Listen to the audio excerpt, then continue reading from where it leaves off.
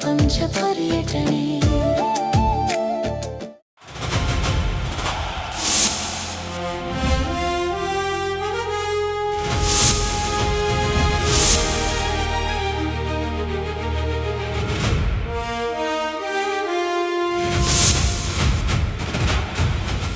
ಸರ್ಕಾರ ಏನಾದರೂ ಈ ಒಂದು ಮಟ್ಟಕ್ಕೆ ಬರಬೇಕು ಅಂದರೆ ಒಬ್ಬ ರೈತ ಎಷ್ಟು ದಿನ ಶ್ರಮ ಪಡಬೇಕು, ಅವನ್ನ ಕೂಲಿ ಏನು ಅನ್ನೋದೇನಾದ್ರು ಯಾವ್ದಾದ್ರು ಒಂದು ಲೆಕ್ಕಾಚಾರ ಹಾಕಿದ್ಯಾ ಸರ್?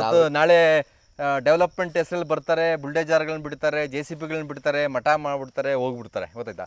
ಆದರೆ ಈ ಒಂದು ಕೃಷಿಯನ್ನು ಒಬ್ಬ ರೈತ ಮಾಡಬೇಕು ಅಂತ ಅಂದರೆ ಅದಕ್ಕೆ ಅವನ ಎಫರ್ಟ್ ಎಷ್ಟು ಹಾಕಿರ್ತಾನೆ, ಅವನು ಎಷ್ಟು ದಿನದ ಕೂಲಿ, ಇದರಲ್ಲಿ ಅವನ ಶ್ರಮ ಎಷ್ಟು ದಿನ ಇರುತ್ತೆ, ಯಾವುದಾದ್ರೂ ಒಂದು ಸರ್ವೆ ಅಥವಾ ಇನ್ನೊಂದು ಮತ್ತೊಂದು ಸರ್ಕಾರ ಯಾವುದಾದ್ರು ಮಾಡಿದೆಯಾ ಇಲ್ಲಿ?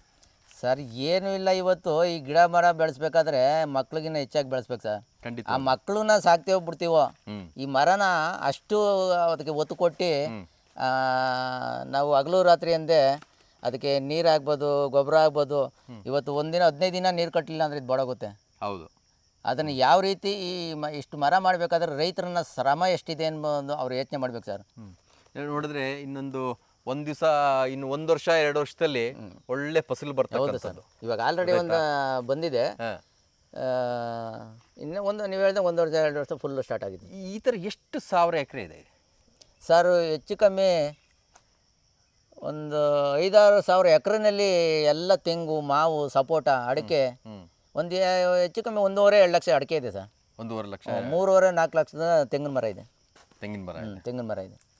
ಇನ್ನು ಮಾವು, ಸಪೋಟ ಅದೆಲ್ಲ ಒಂದು 2 ಲಕ್ಷ ಇದೆ. ಎಲ್ಲ ಮಿನಿಮಮ್ ಕಮ್ಮಿ ಅಂದರೆ 8ರಿಂದ 10 ಲಕ್ಷ ಮರ ಗಿಡ ಇದೆ ಸರ್. ಎಲ್ಲ ಜಾತಿ ಮರ ಗಿಡ, ಹಲ್ಸ ಆಗ್ಬೋದು, ಇನ್ನೊಂದು ಅರಣ್ಯ ಮರ ಆಗ್ಬೋದು, ಎಲ್ಲ ಒಂದು 8 ಲಕ್ಷದ ಮೇಲಿದೆ. ಇವತ್ತು ಸರ್ಕಾರಗಳು 8ರಿಂದ 10 ಲಕ್ಷ ಅರಣ್ಯ ಇಲಾಖೆಯಿಂದ ಇರ್ಬೋದು ಅಥವಾ ಪರಿಸರ ಇಲಾಖೆಯಿಂದ ಇರ್ಬೋದು, ಏನಾದರೂ ಅವನ್ನ 8ರಿಂದ 10 ಲಕ್ಷ ಮರ ಬೆಳೆಸಬೇಕು ಅಂತಂದರೆ ಎಷ್ಟು ಕೋಟಿ ರೂಪಾಯಿ ಖರ್ಚು ಮಾಡ್ತಾರೆ? ಏನಾದ್ರು ಲೆಕ್ಕ ಇದೆಯಾ ಸರ್ಕಾರದಲ್ಲಿ? ಇವತ್ತು ಸರ್ಕಾರ ಸಾವಿರಾರು ಕೋಟಿನ ವ್ಯಯ ಮಾಡ್ತಾ ಇದ್ದಾರೆ. ಬಟ್ ಆದರೆ ಇಲ್ಲಿ ರೈತ ಬೆಳೆಸಿರ್ತಕ್ಕಂಥ, ನ್ಯಾಚುರಲ್ ಆಗಿ ಬೆಳೆಸಿರ್ತಕ್ಕಂಥ ರೈತನ ಮರ ಗಿಡಗಳನ್ನು ರಾತ್ರೋರಾತ್ರಿ ಬುಲ್ಡೇಜರ್ಗಳನ್ನು ತಂದು ಸ್ಮಶಾನವನ್ನಾಗಿ ಮಾಡ್ತಕ್ಕಂಥ ಹುನ್ನಾರ ನಡೆಸ್ತಾ ಇದ್ದಾರೆ. ಇದು ಭಾಳ ದುರಂತ ಸರ್. ಇದು ರೈತರ ಮೇಲೆ ಬರೆದಿರ್ತಕ್ಕಂಥ ಮರಣ ಶಾಸನ ಅಂತಲೇ ಹೇಳ್ಬೇಕು. ಇದು ಭಾಳ ದುರಂತ. ಇದು ಮಾಡಬೇಕಾದ್ರೆ ಇವಾಗ ಅಭಿವೃದ್ಧಿಗೆ ನಾವು ವಿರೋಧಿ ಅಲ್ಲ. ಅಭಿವೃದ್ಧಿ ಮಾಡಿ, ಯಾವ ಭೂಮಿ ತಗೊಂಡು ಅಭಿವೃದ್ಧಿ ಮಾಡಬೇಕು? ಸ್ಥಳೀಯವಾಗಿ ಇವಾಗ ನಮ್ಮ ಅಕ್ಕಪಕ್ಕದಲ್ಲೇ ಇಂಡಸ್ಟ್ರಿಯಲ್ಲಿ ಬಂದಿದೆ ಆಲ್ರೆಡಿ. ಎಷ್ಟು ಜನಕ್ಕೆ ನೀವು ಒಂದು ಉದ್ಯೋಗವನ್ನು ಕೊಟ್ಟಿದ್ದೀರಿ ಅಂತ ಅಂಕಿಅಂಶಬೇಕಲ್ಲ. ಆಮೇಲೆ ಇಡೀ ರಾಜ್ಯಾದ್ಯಂತ ಇವತ್ತು ಬಿಡದಿ ಮತ್ತು ಆರೋಹಳ್ಳಿಲಿ ಇರ್ತಕ್ಕಂಥ ಇಂಡಸ್ಟ್ರಿಯಲ್ಲಿ ನೋಡಿದ್ರೆ ಇವತ್ತು ರಾಮನಗರ ಇರ್ಬೋದು, ಚನ್ನಪಟ್ಟಣ ಇರ್ಬೋದು, ಬಿಡದಿ ಅಥವಾ ಕನಕಪುರ ಇರ್ಬೋದು, ಎಲ್ಲ ಇಲ್ಲಿರ್ತಕ್ಕಂಥ ರೈತನ ಮಕ್ಕಳು ಇವತ್ತು ಆ ಕಾರ್ಖಾನೆಗಳಲ್ಲಿ ಕೆಲಸ ಮಾಡಬೇಕಾಗಿತ್ತು. ಬಟ್ ಇವತ್ತೆಲ್ಲ ಯಾವುದು ಇಲ್ಲ. ಎಲ್ಲ ನಮ್ಮ ಮಕ್ಳುಗಳು ನಮ್ಮ ಕೃಷಿನಲ್ಲೇ ಮಾಡ್ತಾ ಇದ್ದಾರೆ, ಇಲ್ಲ ಬೆಂಗಳೂರು ಹೋಗಿದ್ದಾರೆ. ಇವಾಗ ಆಲ್ರೆಡಿ ಏನು ಇಂಡಸ್ಟ್ರಿಯಲ್ಗೆ ನೀವು ಭೂಸ್ವಾಧೀನ ಮಾಡ್ಕೊಂಡಿದ್ದೀರಾ, ಅವರೆಲ್ಲ ಜಮೀನು ಮಾರ್ಕೊಂಡು ಆಗಲೇ ಈ ಸೆಕ್ಯೂರಿಟಿ ಕೆಲಸಕ್ಕೆ ಹೋಗ್ತಾವ್ರೆ. ಕೆಲವರು ವಯಸ್ಸಾದವ್ರು 50 ವರ್ಷ 60 ವರ್ಷ ಹೋದವ್ರು ಕೆಲಸ ಕೊಡ್ತಾರೆ. ನೀವು ಫ್ಯಾಕ್ಟ್ರಿನಲ್ಲಿ ಉದ್ಯೋಗ ಕೊಡ್ತೀರಾ? ಇವತ್ತು ಸರ್ಕಾರಗಳಿಗೆ ಒಂದು ಸರ್ವೆ ಮಾಡಲಿ. ದೇವನಹಳ್ಳಿಲಿ ಅಕ್ವಿಜೇಷನ್ ಆದಂಥ ಇವತ್ತು ಅಲ್ಲಿರ್ತಕ್ಕಂಥ ಜಮೀನ್ದಾರರುಗಳು ಇವತ್ತು ಏನಾಗಿದ್ದಾರೆ, ಇಲ್ಲಿ ಸೆಕ್ಯೂರಿಟಿಗಳಾಗಿ ಇಲ್ಲಿ ಸಣ್ಣ ಪುಟ್ಟ ಕೆಲಸಗಳು ಮಾಡ್ಕೊಂಡು ಇವತ್ತು ಜೀವನ ಮಾಡ್ತಾ ಇದ್ದಾರೆ.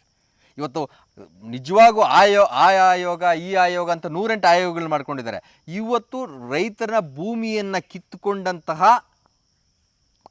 ಸರ್ಕಾರಗಳು ಇವತ್ತು ಈ ಒಂದು ಆಯೋಗವನ್ನು ರಚನೆ ಮಾಡಿ ಏನು ಹಿಂದೆ ಸರ್ಕಾರಕ್ಕೆ ಜಮೀನುಗಳನ್ನು ಕೊಟ್ಟಂಥ ಪರಿಸ್ಥಿತಿಗಳು ಏನಾಗಿದೆ ಅಂತಕ್ಕಂಥ ಇವತ್ತು ಖಂಡಿತವಾಗೂ ಅದ್ರ ಬಗ್ಗೆ ಅಂಕಿಅಂಶಗಳನ್ನು ತೆಗಿಬೇಕು. ಹೌದು ಸರ್, ಸತ್ಯ.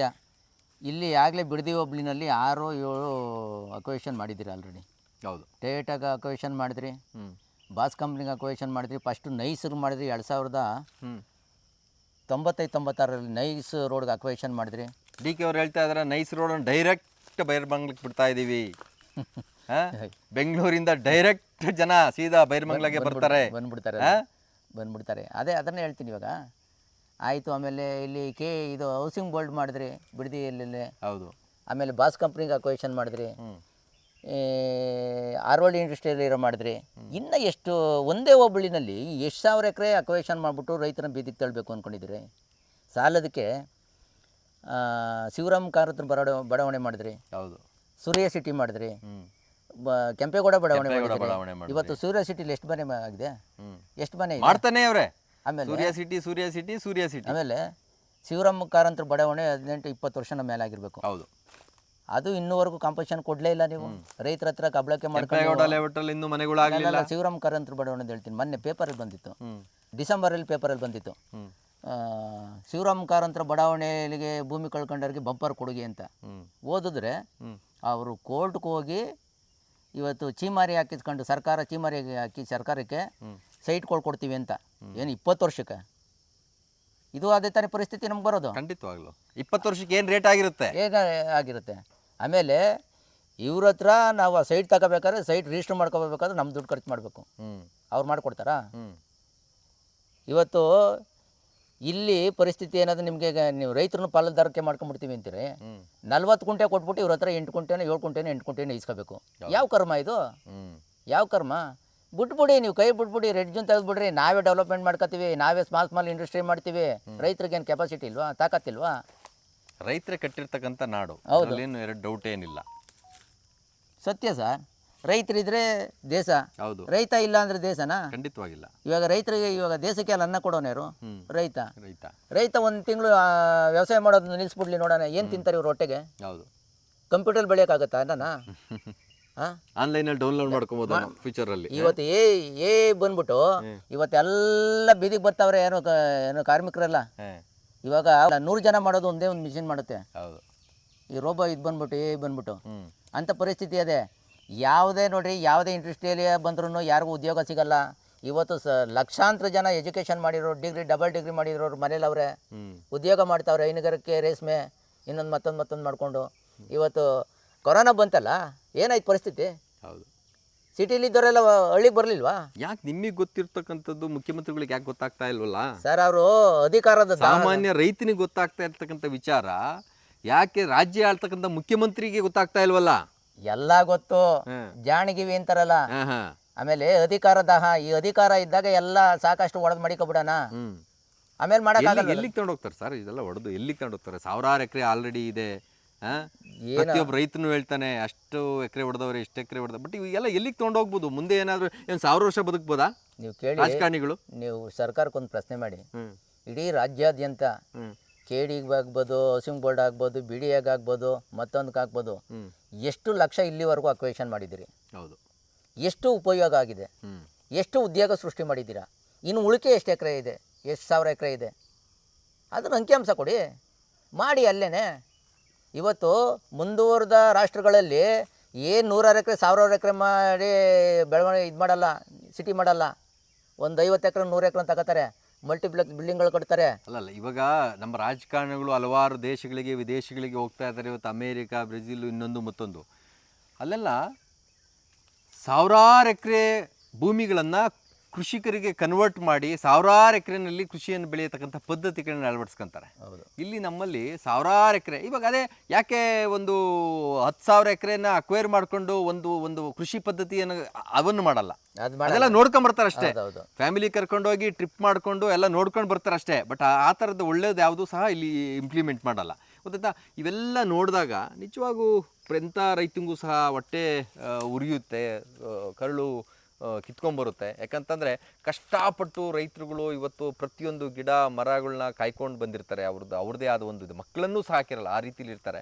ಬಟ್ ಆದರೆ ಬೇಕಾಬಿಟ್ಟಿಯಾಗಿ ಯಾವುದೋ ಒಂದು ಭೂಸ್ವಾಧೀನ, ಇನ್ನೊಂದು ಅಕ್ವೈರು, ಆ ಡೆವಲಪ್ಮೆಂಟು, ಇನ್ನೊಂದು ಮತ್ತೊಂದು ಹೆಸರಲ್ಲಿ ಸರ್ಕಾರಗಳು ನಿಜವಾಗೂ ಖಂಡಿತವಾಗೂ ತಪ್ಪನ್ನು ಮಾಡ್ತವೆ. ಮಾಡಬೇಕು, ಡೆವಲಪ್ಮೆಂಟ್ಗೂ ಅವಕಾಶ ಕೊಡಬೇಕು. ಬಟ್ ಆದರೆ ಯಾವ ರೀತಿಯ ಜಾಗವನ್ನು ತೊಗೊಬೇಕಾಗುತ್ತೆ, ಯಾವ ರೀತಿಯ ಜಾಗದಲ್ಲಿ ಒಂದು ಟೌನ್ಶಿಪ್ ನಿರ್ಮಾಣ ಮಾಡಬೇಕಾಗುತ್ತೆ ಅನ್ನೋದನ್ನು ಸರ್ಕಾರಗಳು ಸಹ ಯೋಚನೆ ಮಾಡಬೇಕು.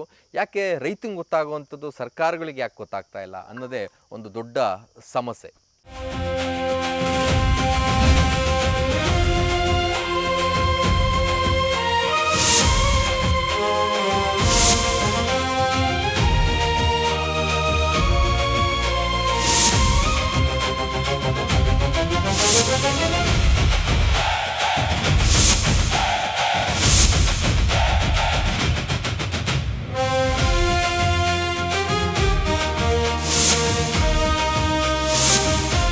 ಹೋರಾಟದ ನಿಂತ್ಕೊಂಡು 1.5 ವರ್ಷದಿಂದ ತೋಟದ ಕಡೆ ಗಮನ ಹರ್ಸಕಾಯ್ತಲ್ಲ ಸರ್. ಕಾಯಿಗಳು ತೋಟದ ಕಡೆ ಗಮನ ಹರ್ಸಕ್ ಆಯ್ತಾ ಇಲ್ಲ. ಆ ರೋಡ್ ಕಾಯೋದೇ ಆಗದೆ ನಮ್ದು ಪರಿಸ್ಥಿತಿ. ಎಲ್ಲಾ ಕೆಲಸ ಕಾರ್ಯಗಳನ್ನು ಬಿಟ್ಟು ಬಿಟ್ಟು ಕೃಷಿ ಚಟುವಟಿಕೆಯನ್ನು ಬಿಟ್ಟು ಹಗಲು ರಾತ್ರಿ ಎಂದೇ ನಾವು ರೋಡಲ್ಲಿ ಕುತ್ಕೊಳ್ಳೋ ಪರಿಸ್ಥಿತಿ ಬಂದಿದೆ ಸರ್. ಹೌದು ನೋಡಿ ಹಲಸು ಹೇಗೆ ಕಾಣ್ತಾ ಇದೆ ಅಂತ ನಾವು ನೋಡ್ತಾ ಇದ್ದೀವಿ, ಯಾವ ರೀತಿ ಇದೆ ಅಂತ. ನಾವು ಯಾವುದೋ ಒಂದು ಕಾಡಲ್ಲಿ ಇದೀವನೋ ಅನ್ನಿಸ್ತದೆ. ಈ ರೀತಿಯಾಗಿ ಒಂದು ಮೇಂಟೈನ್ ಮಾಡ್ಕೊಂಡಿದ್ದಾರೆ. ಇವತ್ತು ಆ ಒಂದು ತೃಪ್ತಿ ಸಿಗಲ್ಲ. ಇವತ್ತು ಬಂದಂಥ ನೆಂಟರಿಷ್ಟರಿಗೆ ಕೊಡ್ತಾರಲ್ಲ, ಆ ತೃಪ್ತಿ ಇರಬೇಕು. ಇಲ್ಲಿ ನೋಡಿ ಏಲಕ್ಕಿ ಸರ್, ಏಲಕ್ಕಿ ನಾವೆಲ್ಲೋ ಮಲೆನಾಡು ಶಿವಮೊಗ್ಗ ಏನು ಹೋಗಬೇಕಾಗಿಲ್ಲ. ನಮಗೆ ಇದೇ ಬೈರ್ಮಂಗ್ಲ ಬೆಂಗಳೂರಿಗೆ ಸಮೀಪದಲ್ಲಿರ್ತಕ್ಕಂಥ ಬಿಡದಿಯಲ್ಲೂ ಸಹ ನಾವು ಏಲಕ್ಕಿ ಬೆಳಿತೀವಿ ಅನ್ನೋದಕ್ಕೆ ಇವೆಲ್ಲ ತಾಜಾ ಉದಾಹರಣೆಗಳು. ಇವೆಲ್ಲ ರೈತರ ಇಂಟ್ರೆಸ್ಟು.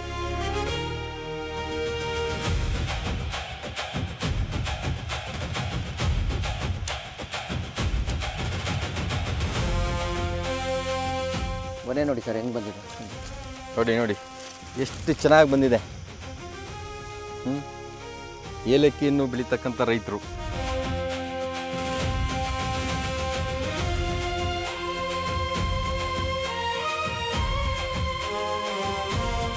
ನನ್ನ ತೋಟದಲ್ಲಿ ಆರೆಂಜ್ ಹಾಕಿದ್ದೀನಿ, ಓಕೆ, ವಾಟರ್ ಆಪಲ್ ಹಾಕಿದ್ದೀನಿ, ಡ್ರ್ಯಾಗನ್ ಫ್ರೂಟ್ ಹಾಕಿದ್ದೀನಿ,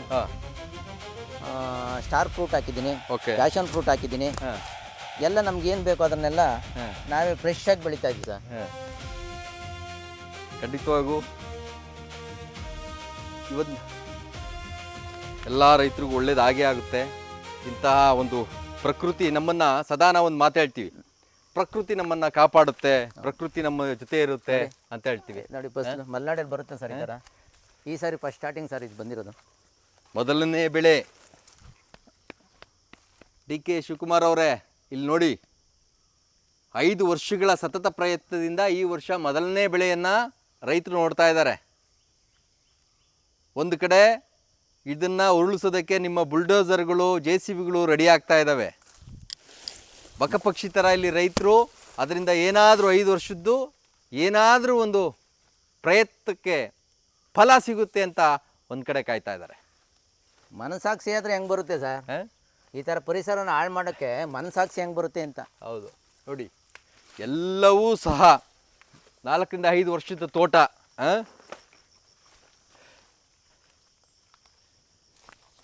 ಈ ರೀತಿಯನ್ನು ತೋಟವನ್ನು ಮಾಡಬೇಕು ಅಂತ ಅಂದಾಗ ಎಷ್ಟು ಕಷ್ಟ ಇದೆ. ಅದ್ರಲ್ಲಿ ನೋಡಿ 6 ಗೊನೆ 7 ಗೊನೆ ಬಂದಿದೆ ಸರ್.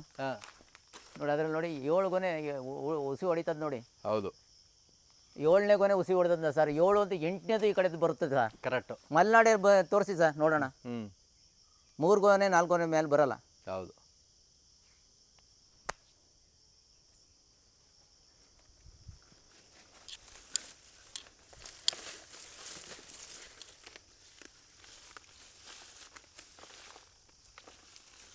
ಇದು ಟ್ರಂಚ್ ಹೊಡೆದು ಮಾಡಿದ್ರ? ಹೌದು ಸರ್, ಟ್ರಂಚ್ ಹೊಡೆದು ಬಾಳೆ ಹಾಕಿದೆ ಸರ್. ಓಕೆ, ಬಾಳೆ ಹಾಕಿದ್ಮೇಲೆ ಬಾಳೆಲ್ಲಿ ನೆಟ್ಟಿದೆ ಮಧ್ಯದಲ್ಲಿ.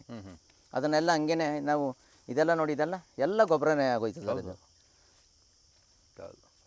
ನಾವು ಇನ್ನೂವರೆಗೂ ಒಂದು ಕಾಳು ರಾಸಾಯನಿಕ ಗೊಬ್ಬರ ಬಳಸಿಲ್ಲ ಇದಕ್ಕೆ.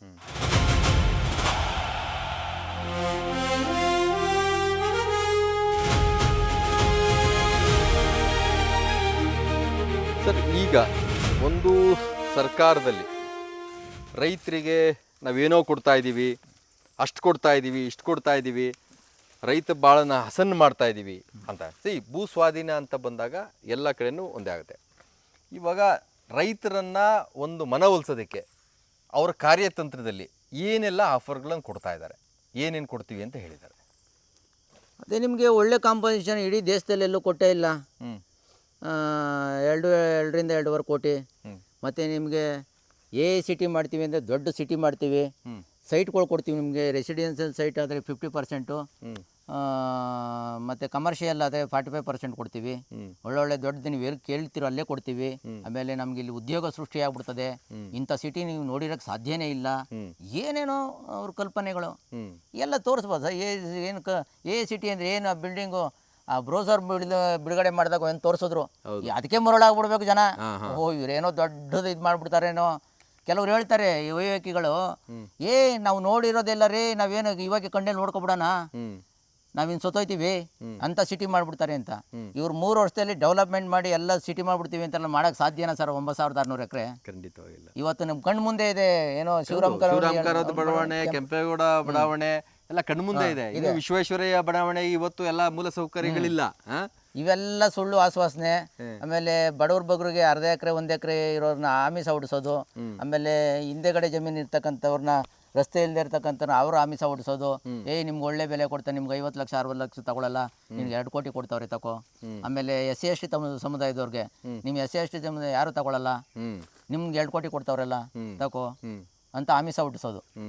ಇದು ಬಿಟ್ಟರೆ ಇನ್ನೇನು ಇಲ್ಲ. ಆಮೇಲೆ ಎಲ್ಲ ಇದು ಇವತ್ತು ಏನು ಭೂಸ್ವಾಧೀನಕ್ಕೆ ಒಪ್ಕೊಂಡವ್ರು ಎಲ್ಲ ದೊಡ್ಡ ದೊಡ್ಡ ರೈತರುಗಳು, ಅವರೆಲ್ಲ ಕುಮಾರಸ್ವಾಮಿ ಇದ್ದಾಗ ವಿರೋಧ ಮಾಡಿದವರು. ಕುಮಾರಸ್ವಾಮಿ ಸಿಟಿ ಮಾಡಕ್ ಕೊಟ್ಟಾಗ ವಿರೋಧ ಮಾಡಿದವರು ಅವತ್ತು. ರಾಜಕಾರಣ ಅವತ್ತಿನ ಅಕ್ವೇಷನ್ ಬೇರೆ. ಅವತ್ತು ಬದುಕಬಿಡೋನು ರೈತ. ಇವತ್ತು ಎಲ್ಲೋ ಬೇರೆ ಇನ್ನೊಂದು ಪಕ್ಕದ ಪಂಚಾಯತಿಗೆ ಹೋಗಿದ್ರೆ ನಿಮಗೆ ಅಷ್ಟೇ ಜಮೀನು ಸಿಕ್ಕಿರೋದು. ದೇವರಣ್ಣ ಈ ತೋಟ ಮಾಡಿರ್ಲಿಲ್ಲ ಸರ್, ಈ ತೋಟ ಮಾಡಿರ್ಲಿಲ್ಲ. ನಾವು ಕಂಡಾಗ ನಾವು ಎಲ್ಲ ನಾವು ರಾಗಿನೇ ಬೆಳೀತಾ ಇದ್ದಿದ್ದು. ಇವತ್ತು ಇಷ್ಟೊಂದು ಸಮೃದ್ಧವಾದ ತೋಟ ಕುಮಾರಸ್ವಾಮಿ ಅವರು ಮಾಡಿ ಅವತ್ತು 30 ಲಕ್ಷ ಕೊಟ್ಟಿದ್ರೆ ನಮ್ಗೆ ಅಷ್ಟೇ ಮೊತ್ತಕ್ಕೆ ಅಕ್ಕಪಕ್ಕದಲ್ಲೇ ಜಮೀನು ಸಿಗ್ತಾ ಇತ್ತು. ಅಷ್ಟೇ ಮೊತ್ತಲ್ಲ, 1.5-2 ಲಕ್ಷ ಕೊಟ್ಟಿದ್ರೆ 1 ಎಕರೆ. ಇಲ್ಲಿ ಆರೋಳಿಲಿ ಬಿಡದಿ ಆಚೆ ಹೋಗಿದ್ರೆ ಸಿಗೋದು. ಇವತ್ತು 1.5 ಕೋಟಿ 2 ಕೋಟಿ, ಆರೋಳಿಲಿ 3 ಕೋಟಿ ಹೇಳ್ತಾರೆ ಸರ್. ಆರೋಳಿ ಬಿಟ್ಟು 4-5 ಕಿಲೋಮೀಟರ್ ಹೋದ್ರೆ 3 ಕೋಟಿ 4 ಕೋಟಿ ಹೇಳ್ತಾರೆ. ಎಲ್ಲಿ ತಗೊಳ್ಳೋದು? ಇವಾಗ ನಾವು ಸಾಕಷ್ಟು ಮಳವಳ್ಳಿ, ಮದ್ದೂರು, ಮಳವಳ್ಳಿ, ಕೊಳ್ಳೇಗಾಲೆಲ್ಲ ಓಡಾಡಿದ್ವಿ. ಅಲ್ಲೂ 1.5 ಕೋಟಿ ಹೇಳ್ತಾರೆ, 2 ಕೋಟಿ. ಆಮೇಲೆ ಇಲ್ಲಿ ನಮ್ಮೂರಲ್ಲಿ ನಾನು ರಾಜ ಸರ್. ಹೌದು, ಖಂಡಿತವಾಗ್ಲು ನಾನು ಯಾರೇ ಬಂದ್ರು ಧೈರ್ಯವಾಗಿ ಮಾತಾಡ್ಬೋದು. ಹೌದು, ಮಾತಾಡೋಂಥ ಕೆಪಾಸಿಟಿ ಇದೆ. ನೀವು ಆಚೆ ಕಡೆ ಎಷ್ಟೇ ಜಮೀನು ತಗೋಬಹುದು. ತಗೊಂಡ್ರೆ ಅಲ್ಲಿ ಬೇಸಾಯ ಮಾಡಕ್ಕಾಗುತ್ತಾ? ಹೆಂಡತಿ ಮಕ್ಳನ್ನ ಕರ್ಕೊಂಡು ಹೋಗಿ ಅಲ್ಲಿ ಬೇಸಾಯ ಮಾಡಕ್ಕಾಗುತ್ತಾ? ಆಮೇಲೆ ನಾವು ಧೈರ್ಯವಾಗಿ ಅವ್ರ ಹತ್ರ ಮಾತಾಡಕ್ಕಾಗತ್ತಾ? ನಮ್ಮೂರಲ್ಲಿ ನಾನೇ ರಾಜ. ಖಂಡಿತವಾಗಿ ಈ ಸ್ವಾವಲಂಬಿ ಬದುಕನ್ನು ಬಿಟ್ಬಿಟ್ಟು ನಾವು ಇವೆಲ್ಲ ಇದು ಕಳ್ಕೊಂಡು ಆಮೇಲೆ ಈ ಬಾಂಧವ್ಯನೇ ಹೊಂಟಾಗುತ್ತೆ. ರೈತರಿಗೆ ಈ ಸಂಬಂಧದ ಬಾಂಧವ್ಯನೇ ಹೊಂಟಾಗುತ್ತೆ. ಹೌದು. ಇವಾಗ ಒಂದು ಹಬ್ಬ ಹರಿದಿನ ಮಾಡ್ತಾರೆ, ಪಕ್ಕದೂರವರೆಲ್ಲ ಹೋಗ್ತೀವಿ, ಒಂದು ಸಂಭ್ರಮಾಚರಣೆ ಮಾಡ್ತೀವಿ. ಆಚೆ ಕಡೆ ಹೋದ್ಮೇಲೆ ಇರುತ್ತಾ? ಖಂಡಿತವಾಗಿರಲ್ಲ. ಬರೀ ಫೋನಲ್ಲಿ ಮಾತಾಡ್ಕೋಬೇಕು. ಅದು ಇದ್ರೆ ಫೋನ್ ನಂಬರ್ ಇದ್ರೆ, ಇಲ್ಲ ಅವ್ನ ಫೋನ್ ನಂಬರ್ ಚೇಂಜ್ ಮಾಡ್ಬಿಟ್ರು ಅಂದ್ರೆ ಅದು ಸಂಪರ್ಕನೂ ಹೊಂಟಾಯ್ತು ಅಲ್ವಾ? ಯಾವ ನೆಂಟ್ರಿ ಇಷ್ಟರು ಇಲ್ಲ, ಸ್ನೇಹಿತನೂ ಇಲ್ಲ. ಅವನೇನ ಬರ್ಬೇಕಾದ್ರೆ 100 ಕಿಲೋಮೀಟರ್ ಹುಡುಕೊಂಡ್ ಬರ್ಬೇಕು, ನೋಡ್ಲೇಬೇಕು ಅಂದಾಗ ಅಂತ ಡಿ.ಕೆ. ಶಿವಕುಮಾರ್ ಅವ್ರು ಹೇಳ್ತಾ ಇದಾರೆ, ಫುಲ್ಲು ದುಡ್ಡನ್ನು ಕೊಡ್ತಾ ಇದ್ದೇವೆ, ಆರಾಮಾಗಿರ್ಲಿ ಹೆಂಡತಿ ಮಕ್ಳ ಜೊತೆ. ಏನ್ ಆರಾಮಾಗಿ ದುಡ್ಡು ಮಾಡ್ಕೊಂಬಿಟ್ಟು ತಿನ್ಕೊಬಿಟ್ಟು ಆಮೇಲೆ ಏನ್ ಮಣ್ಣೆಕ್ಕದ? ಎಷ್ಟು ದಿನ ಬರುತ್ತೆ ಸರ್? ಎಷ್ಟು ದಿನ ದುಡ್ಡಿದ್ರೆ ಏನೋ ಒಂದು ಆಟ ಆಡಿಸ್ತಾನೆ ಇರ್ತದೆ. ಒಂದು ಮನೆ ಕಟ್ಟೋಣ, ಒಳ್ಳೆ ಕಾರ್ ತಗೊಳ್ಳೋಣ. ಇವತ್ತು ಒಂದು ಮನೆ ಕಟ್ಟಬೇಕಾದ್ರೆ, ಸಿಂಪಲ್ ಆಗಿ ಒಂದು ಮನೆ ಕಟ್ಟಬೇಕಾದ್ರೆ 50-60 ಲಕ್ಷ ಬೇಕು. ಖಂಡಿತವಾಗಿ. ಯಾರು ಇವಾಗ ಅದು ಯೋಚನೆ ಮಾಡಲ್ಲ. ಅಪ್ಪ ಅವನು ಮನೆ ಕಟ್ಟ, ಅವ್ರಿಗಿಂತ ದೊಡ್ಡದಾಗ ಕಟ್ಟಬೇಕು. ಆಮೇಲೆ ಮಗಳು ಮದುವೆ ಜೋರಾಗಿ ಮಾಡು, ಮಗನಿಗೊಂದು ಕಾರು, ಅಪ್ಪಂಗೊಂದು ಕಾರು, ಅಮ್ಮಂಗ್ ಇರ್ಲಿ ಅಲ್ಲಿ ಇಲ್ಲಿ ನಾಮಕರಣ ಹೊಸಕೆ ಓಟ್ ಬರಕ್ ಅವ್ರಿಗೊಂದು ಕಾರು. ಆಮೇಲೆ ಒಡವೆ ತಕೊಂಡ ಆಮೇಲೆ ಎಲ್ಲ ಕಾಸೆಲ್ಲ ಖರ್ಚು ಅಂದ್ರೆ ಒಡವೆ ಅಡಾಡು, ಅದು ತಿರ್ಗಾ ಖರ್ಚು ಮಾಡ್ಕೋ, ತಿರ್ಗಾ ಆಮೇಲೆ ಕಾರ್ ಮಾರ್ಕೋ, ಮನೆ ಒಂದು ಉಳ್ಕೋಬೋದೇನೋ. ಇಲ್ಲ ಕೊನೆಗೆ ಮನೇನು ಮಾರ್ಕೊಬಿಟ್ಟು ಎಲ್ಲ ಬಾಡಿಗೆ ಮನೇಲಿ ಇರ್ತಾರೆ. ಇಂಥ ಪರಿಸ್ಥಿತಿ ಬಂದೇ ಬರುತ್ತೆ ಸರ್. ಇವತ್ತು ನಿಮ್ಗೆ ಹೇಳ್ದೆ, ನಮ್ಮ ತಾತರ 100 ಎಕರೆ ಜಮೀನ್ದಾರು. ಜಮೀನ್ ಸವಕಳಿ ಆಗೋಯ್ತು, ಹಂಚ್ಕೊತ್ತು. ಒಂದ್ ಮನೆ ಇತ್ತು, 3 ಮನೆ ಆಯ್ತು. 3 ಮನೆಯಿಂದ ಇವಾಗ 4-5 ಮನೆ ಆಯ್ತು. ಇವಾಗ ನಾವು ನಮ್ಮ ಅಪ್ಪನ ಗಂಡ ತಮ್ಮದಿರು ಉಟ್ಕೊಂಡು ಹೆಣ್ಮಕ್ಳುಗಳು ಅವ್ರಿಗೆ ಭಾಗ ಕೊಡ್ಬೇಕು. ಕೆಲವು ಪರಿಸ್ಥಿತಿ ಏನಾಯ್ತದೆ ಮುಂದೆ, ಪಾಪ ಅರ್ಧ ಎಕರೆ 1 ಎಕರೆ ಹೆಣ್ಮಕ್ಳು ಆಚೆ ಕಡೆ ಹೋಗಿರ್ತಾರಲ್ಲ, ಅವ್ರು ಕೇಸ್ ಹಾಕತ್ತಾರೆ.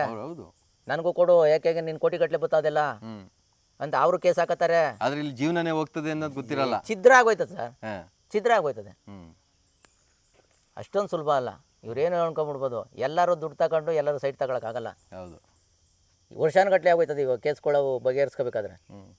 ಆ ರೀತಿ ಪರಿಸ್ಥಿತಿ ಆಯ್ತದೆ ಸರ್. ಇವತ್ತು ನಾವು ಇಲ್ಲಿ ಇರ್ತೀವಿ, ನಾವು ನಿಮ್ಮ ನಂಬ್ತಿರೋ ಇಲ್ಲ, ನಾನು ಇನ್ನೂವರೆಗೂ ನಾಶ ಮಾಡಲೇ ಇಲ್ಲ ಇನ್ನು.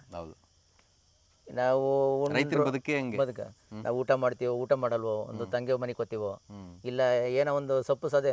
ಇವಾಗ ಸಿಟಿಲಾದ್ರೆ ಎಲ್ಲೋ ಐತ್ರಿ, ಹೌದು. ಅಂಗಡಿಲೇ ಹೋಗ್ಬೇಕು, ಏನೋ ತರಲೇಬೇಕು. ಇಲ್ಲಿ ಯಾವ್ದಾನ ಒಂದು ಸೊಪ್ಪು ಕಿತ್ಕೋ, ಒಂದು ಸಾಂಬಾರು ಮಾಡಿ, ಒಂದು ಉಪ್ಸಾರು ಮಾಡಿ, ಸಿಟಿನಲ್ಲಿ ಉಣ್ಣೋದು ತಿನ್ನೋದು ಅದೇ ದುಡಿಯೋದು ಅಷ್ಟೇ ಬದುಕು. ಅಷ್ಟೇ ಬದುಕು. ಆಮೇಲೆ ಬೇಕಾದ್ದು ಕಾಸು ಕೊಟ್ಟೆ ತಗೋಬೇಕು. ಇಲ್ಲಿ ನಾವು ಏನು ಬೇಕಾದ್ರೆ ಕಾಸು ಇಲ್ಲದೆ ಇದ್ರು ಏನೋ ಒಂದು ಸೊಪ್ಪು ಸದ ಕಿತ್ಕೊಂಡು, ಒಂದು ನುಗ್ಗೆ ಸೊಪ್ಪು ಇರ್ತದೆ, ಇನ್ನೊಂದು ಹಿಂದೆ ಜಾಗಡಿ ಸೊಪ್ಪು ಅಂತ ಇತ್ತು. ಹೌದು. ಆ ಜಾಗಡಿ ಸೊಪ್ಪು ಆ ಕುಡಿ ಕಿತ್ಕೊಂಡು ಉಪ್ಸಾರು ಮಾಡ್ತಿದ್ರೆ ಅದು ಇದೇ ಬೇಳೆ ಸರ್. ಮಜಾನೇ. ಇವತ್ತು ನಮ್ಮ ಈ ಗುಡ್ಡೆ ಇದೆಯಲ್ಲ, ಈ ಸೀಗೆ ಸೊಪ್ಪು ಅಂತ ಬೆಳೆಯುತ್ತೆ. ಹೌದು. ಅದು ಭಾಳ ಒಳ್ಳೇದಂತೆ. ಸುಮಾರು ದೇವ್ರಾಣೆ ಸರ್. ಇನ್ನು ಮಳೆ ಸ್ಟಾರ್ಟೇ ಆಗಿರಲಿಲ್ಲ. 16 ಕಿಲೋಮೀಟ್ರಿಂದ ಬರ್ತಾರೆ, ಆಟೋದಲ್ಲಿ ಬರ್ತಾರೆ, ಕಾರಲ್ಲಿ ಬರ್ತಾರೆ. ಆ ಕಾಡಲ್ಲಿರೋ ಗುಡ್ಡೆಲಿರೋ ಸೊಪ್ಪು ಕಿತ್ಕೊಳ್ಳೋಕ್ಕೆ ಅದು ಕುಡಿ. ಆ ಸೀಗೆ ಸೊಪ್ಪು ಕುಡಿ ಅಂತಾರೆ. ಅದನ್ನು ಉಪ್ಸಾರು ಹಾಲು ಸಾರು ಮಾಡಿ ತಿಂತಾ ಇದ್ರೆ ಅದು ಸ್ವರ್ಗದ ಹಳ್ಳಿ ಜೀವನ ಹಿಂಗೆ. ಹೌದು. ಆಮೇಲೆ ಈ ವರ್ಷ ಆಯ್ತಾ ಟೆಂಪ್ರೇಚರು, ಇವತ್ತು ನೀವು ನಿಂತಿದ್ದೀರಿ, ಇದು ಮಲೆನಾಡಿಗಿನ್ನ ಚೆನ್ನಾಗಿದೆ. ಹೌದು. ನನಗೆ ಸಿರ್ಸಿಯಿಂದ ಒಬ್ಬ ಹುಡುಗ ಬಂದಿದ್ದ ಸರ್, ಈ ಜೇನು ಪೆಟ್ಟಿಗೆ ಮಡಗಿದ್ದೀನಿ. ಓಕೆ. ಅವನು MSc ಫಾರೆಸ್ಟ್ ಏನೋ ಮಾಡಿದ್ದಾನೆ. ಅವನು ಯೂಟ್ಯೂಬಲ್ಲಿ ನೋಡಿದೆ, ಜೇನು ಪೆಟ್ಟಿಗೆ ಬೇಕಲ್ಲ ಅಂತ ಅಂದೆ. ಸರಿ ಸರ್ ಬರ್ತೀನಿ, ಒಂದು ಸಾರಿ ನಿಮ್ಮ ತೋಟ ನೋಡಬೇಕು, ನಿಮ್ಮ ತೋಟ ಜೇನು ಪೆಟ್ಟಿಗೆ ಮಡಗೋದಾದ್ರೆ ಮಡಗ್ತೀನಿ ಅಂತಂದೆ. ಬಂದ್ಬಿಟ್ಟು ಹೆಂಗಿದೆ ನಿಮ್ಮ ಮಲೆನಾಡಿಗೂ ಇಲ್ಲಿಗೆ ಅಂದೆ. ಸರ್ ಸ್ವರ್ಗ, ಮಲೆನಾಡಲ್ಲ ಸರ್, ಇದು ಸ್ವರ್ಗ ಅಂದ. ಸ್ವರ್ಗ ಅಂದ. DK ಅವರು ಸ್ವರ್ಗನ ನರಕ ಅದೇನು ಮಾಡ್ಕೊಂಡವ್ರೆ. ಸಿರ್ಸಿಯಿಂದ ಬಂದಿದ್ದು. ಆಮೇಲೆ ಈ ಟೆಂಪ್ರೇಚರಲ್ಲಿ ಈ ಮರ ಗಿಡ ಇದ್ಕೊಂಡೆ ನಮಗೆ 38-40 ಹೋಗಿತ್ತು. ಹೌದು. ಇದೆಲ್ಲ ನಾಶ ಮಾಡಿಬಿಟ್ಟು ಬರೀ ಮನೆ ಉಳಿಸ್ಬಿಟ್ಟು, ಮನೆ ಹಿಂಗೆ ಸುತ್ತ ನೋಡಿದ್ರೆ ಏನು ಬರೀ ಬೈಲು ಕಂಡ್ಕೊಂಡು ಬಳೆ ಧೂಳ್ಮಯ ಕಾಂಕ್ರೀಟ್ ಮಯ ಮಾಡಿಬಿಟ್ರೆ ಇರೋಕ್ಕಾಗುತ್ತಾ, ಬದುಕೋಕ್ಕಾಗುತ್ತಾ? ಮುಂದೆ ಒಳ್ಳೆ ನಮಗೆ ಗಾಳಿ ಸಿಗುತ್ತಾ? ಹಾಂ, ಇವರು ಊರೆತ್ತಲ್ಲ, ಊರೆತ್ತಿರ ಇವರು ಸಿಟಿ ಹೆಂಗೆ ಮಾಡ್ತಾರೆ, ಸಿಟಿ ಹೆಂಗಾಗುತ್ತೆ? ಸ್ಲಮ್ ಆಗಲ್ವಾ? ಖಂಡಿತವಾಗಿ. ಆಮೇಲೆ ಇಲ್ಲಿ ಎಲ್ಲ ಕ್ಯಾನ್ಸರ್ ಬಂದ್ಬಿಟ್ಟದಂತೆ. ಇಲ್ಲ ನೀವು ಇಲ್ಲಿ ಬುಲ್ಡೇಜರ್ಗಳು ಬರ್ತಿದ್ದಂಗೆ ಇರ್ತಕ್ಕಂಥ 5-6 ಮನೆಗಳು ನೀವೇ ಖಾಲಿ ಮಾಡ್ಬಿಡ್ತೀರಾ. ಬಟಾ ಬೈಲ್ ಆಗ್ತಿದ್ದಂಗೆ ಎಲ್ಲ ನೋಡ್ರಿ, ಎತ್ತು ನೋಡ್ತಿದ್ದಂಗೆ ಒಂದು ಪ್ರಕೃತಿಯಲ್ಲಿ ಬದುಕಿದಂಥ ರೈತನ ಜೀವ ಆ ಒಂದು ಧೂಳಲ್ಲಿ ದುಮ್ಮಾನದಲ್ಲಿ ಬದುಕಕ್ಕೆ ಇಷ್ಟಪಡ್ತದ? ಸುತ್ತ ಏನನ ಇರ್ತಕ್ಕಂಥ 2 ಸೂಟ್ ಕೇಸು ಎತ್ಕೊಂಡು ಹೋಯ್ತಾ ಇರ್ಬೇಕು, ನಡಿ ಮುಂದೆ ಅಂತ. ಈ ಸುತ್ತ ಏನನ ಈ ಕೈಗಾರಿಕೆ ತಂದ್ಬಿಟ್ರೆ ಆ ಸೌಂಡ್ಗೆ, ಆ ವಾಸನೆಗೆ, ಆ ನೀರಿಗೆ, ವೇಸ್ಟ್ ನೀರು ಬಿಡ್ತಾರಲ್ಲ, ಅದಕ್ಕೆ ಆ ವಾಸನೆಗೆ ನಾವೇ ಇದು ಹೊಂಟೋಗ್ಬೇಕು. ನೀವು ಹೇಳ್ದಂಗೆ ಅವ್ರೇನು ಕಳ್ಸಂಗಿಲ್ಲ, ನಾವೇ ಹೋಗ್ಬೇಕು. ಸರ್ಕಾರ ಕಿತ್ಕೊಳೋದು ಅಷ್ಟೇ ಪ್ರಯತ್ನ ಮಾಡ್ತದೆ, ಮಿಕ್ಕಿದ್ದನ್ನ ಅವ್ರ ಅಧಿಕಾರಿಗಳು ಮುಂದುವರಿಸ್ತಾರೆ. ನಿಮ್ಮನ್ನೇನು ಅವ್ರೇನು ತಳ್ಳಲ್ಲ, ಊರಿಂದ ಆಚೆಗೆ ತಳ್ಳಲ್ಲ. ನೀವೇ ಈ ಸಹವಾಸ ಬೇಡಪ್ಪ ನಮ್ಗೆ, ಇದು ರೈತನ ಬದುಕಲ್ಲ ಅಂತ ಹೇಳಿ ಇರ್ತಕ್ಕಂಥ ಸೂಟ್ ಕೇಸು ಚಾಪೆನು ಕಂಕ್ಲ ಇಟ್ಕೊಂಡು ಹೆಂಡತಿ ಮಕ್ಳನ್ನ ಕೈ ಹಿಡ್ಕೊಂಡು ಮುಂದ್ಕೋಯ್ತಾ ಇರಬೇಕು. ಅಲ್ಲಿಗೆ ತಂದು ಬಿಟ್ಟು ಬಿಡ್ತಾರೆ ಸರ್ಕಾರಗಳು. ಪ್ರಪಂಚ ಪರ್ಯಟನೆ.